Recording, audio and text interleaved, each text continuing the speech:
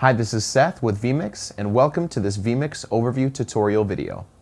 In this video, we will go over some of the features of vMix, including inputs, titles, transitions, recording, and live streaming. This basic overview should have you up to speed in how to use vMix in no time. vMix is a live video mixing software that allows you to mix and manipulate a wide variety of audio and video sources similar to a traditional switcher you'd see in a broadcast studio. As those sources are mixed, vMix has the ability to live stream that video to the internet, record for archiving, as well as provide a video feed that can be distributed for viewing in live settings like houses of worship, TV studios, sporting events, schools, video gaming events, and more. Here we have a Windows 10 desktop computer with a fresh version of the vMix software. Once you install the vMix software, you'll see a vMix icon appear on your desktop. Let's go ahead and double-click the icon to start up vMix.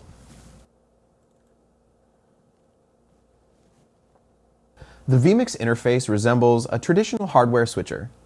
On the left of the program is the preview window.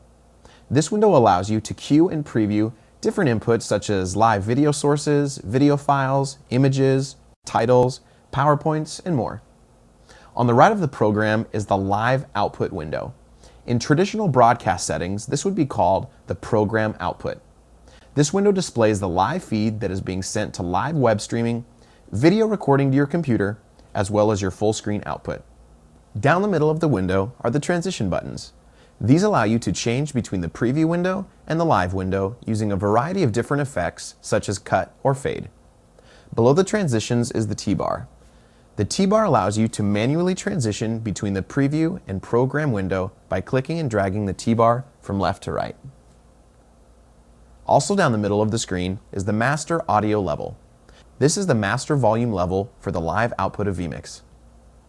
Along the bottom of the screen are your inputs. This is where you can add, manage, and organize all of your different input audio and video sources. Let's go ahead and add a couple of different input sources to vMix. For this demonstration, I'm using an AJA capture card called the Kona 4. One of the many great features of vMix is that it supports a wide variety of third-party capture devices, including internal video capture cards, external Thunderbolt devices, USB capture devices, digital audio cards, and more. For a full list of compatible third-party hardware, go to the vMix website at vmixhd.com. Let's go ahead and add a live camera to our vMix session.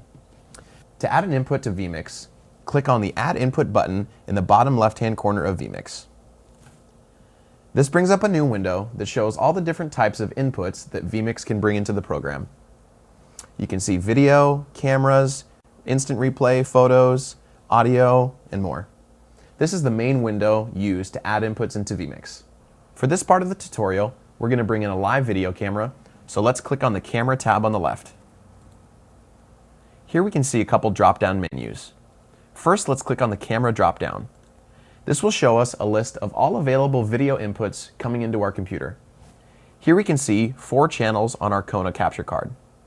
The camera that we want to select is on input number 2, so I'm going to go ahead and select input 2. Below the camera is the input connection type. We have an SDI capture card, so I'm going to have SDI selected. Below the input, we have the resolution. Our resolution is 1920 by 1080. Below the resolution is our frame rate.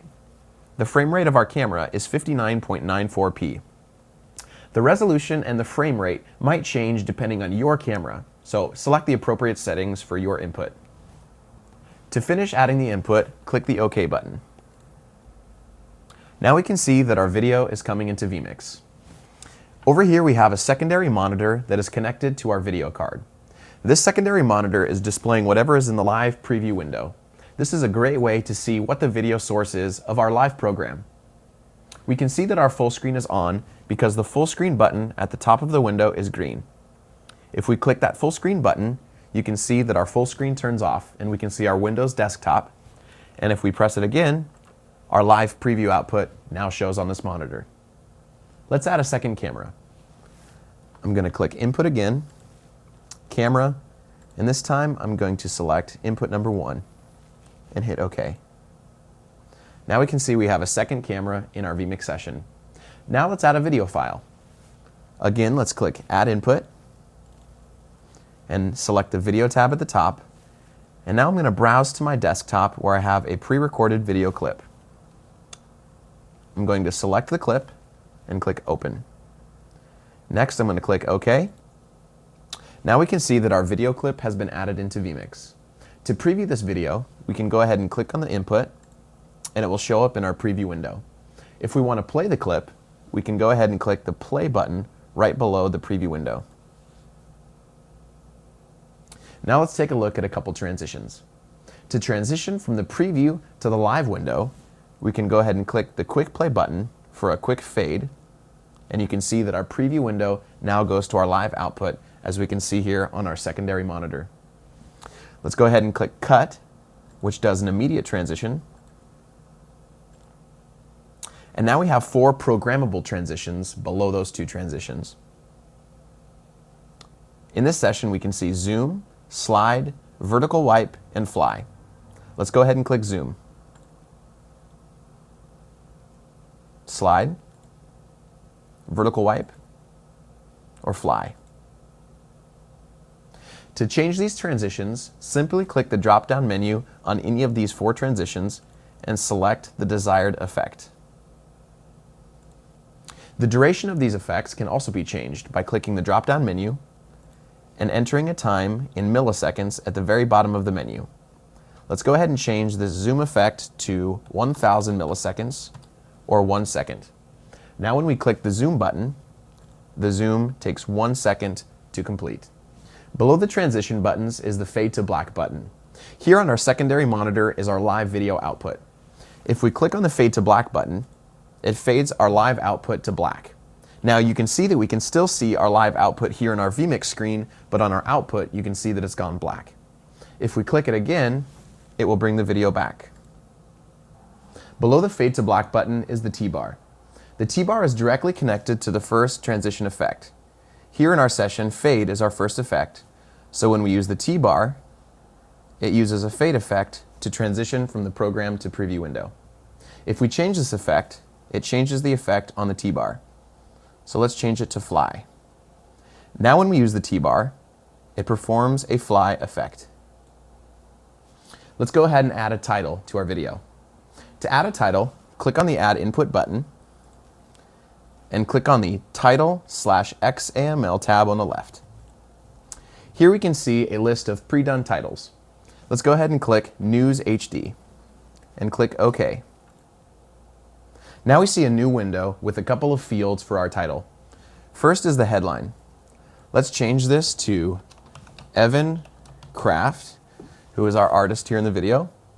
And under description, if we click the description tab, let's put music video. Now that we have our title in vMix, let's go ahead and overlay it on our live video. To do this, let's go ahead and click the 1 button underneath the preview window of our title. As you can see, the title is now overlaid on our live output. If we press the 1 button again, it will be taken off. As you can see in our vMix session, each one of the inputs has numbers 1, 2, 3, and 4 along the bottom of each input. That stands for each one of the different overlay channels within vMix. These can be separately configured in the overlay menu in the bottom right-hand corner of vMix. For a more in-depth tutorial on how to use overlays, go ahead and click the link right here to watch that now. Let's go ahead and set up a recording. To do this, click on the gear icon next to the record button in the bottom left-hand corner of vMix. Now a new window has popped up showing us a list of different file types that vMix can record to. For this demonstration, let's record to an MP4 file. So we have MP4 selected here on the left. Next, let's select the destination of the video file. To do this, click on Browse, and let's go ahead and save to the desktop and change the file name to music video. Next, let's select the resolution of our video recording. I'm going to change this to 1280 by 720. Next is our frame rate, which I'm going to change to 29.97p, and then our bit rate. The bit rate of a recording is directly tied to a file's size and quality. For this recording, I'm going to select 4 megabits a second. All of these recording settings can be changed based on what kind of quality and size you would like your video to be. Down the bottom of the screen, you can also choose to save the record file at different intervals. Go ahead and click OK to finish. Now we're ready to start recording. To start recording, press the record button. Now it turns red, indicating that vMix is currently recording. We can also see at the top of the window a record icon right next to the full screen button. This also lets us know that vMix is recording. Next to the recording button are two sets of numbers. The first set of numbers is the duration of the recording. As we can see here is currently at 20 seconds. The last number here is the number of dropped frames. If any dropped frames occur during a recording, it's probably an indication that you're lacking in processing power either on your processor or on your graphics card. To stop recording, go ahead and press the record button again, and a window will pop up verifying that you want to stop recording. Let's go ahead and click yes. That's a simple way to record anything that's coming to your live window. Let's finish up this overview by taking a look at live streaming. To configure your live streaming, click on the gear icon next to the stream button along the bottom of vMix. A new window will open up showing the overview of your live streaming settings. To be able to live stream to the internet, you will need a live streaming service provider. There's a list of live streaming service providers underneath the Destination tab. You can also use your own third-party streaming provider as well. So, when you set up your streaming session, you'll need two things. You'll need your URL and your stream name. If you're using one of our streaming providers, you can click them on this drop-down menu. So let's go ahead and select Cloud Media Group. And I have a username and password that I can log in with. And I can select any of these channels that are unique to my service provider. If you're using a streaming provider that doesn't show up in the destination dropdown, you can go ahead and select Custom RTMP Server. Whatever streaming service you're using should provide you with an RTMP URL as well as a stream key. This is where you're going to input that information. Next, you can configure your input size and frame rate of your streaming by clicking the gear icon here. If you want to stream to a different resolution or frame rate, you can change that in this window. Let's go ahead and click OK. Under the quality dropdown is a list of generic quality templates for streaming. For this demonstration, we're going to stay on the default quality. If you want to make any changes to any advanced settings of your streaming quality, you can click the gear icon and make any changes in this window. Lastly is the application. vMix can use two different applications for streaming. The first application is FFmpeg, and the second is FMLE, which stands for Flash Media Live Encoder. For this session, we're going to use FFmpeg. To start streaming, click on the Start button either here in this window, or you can hit Save and Close, and hit the Stream button at the bottom of the vMix window.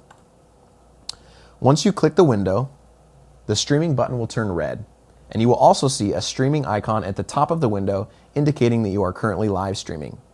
To stop streaming, click the Stream button again, and a dialog box will pop up verifying that you want to stop streaming. Let's go ahead and click Yes, and now the streaming icon at the top of the window and the button at the bottom of the window is no longer red, so now we know that vMix is no longer streaming. Thanks so much for tuning in to this brief overview video of the vMix software. We have more in-depth tutorials in all the areas we covered in this video on our YouTube page, or you can click the links right here or in the description below.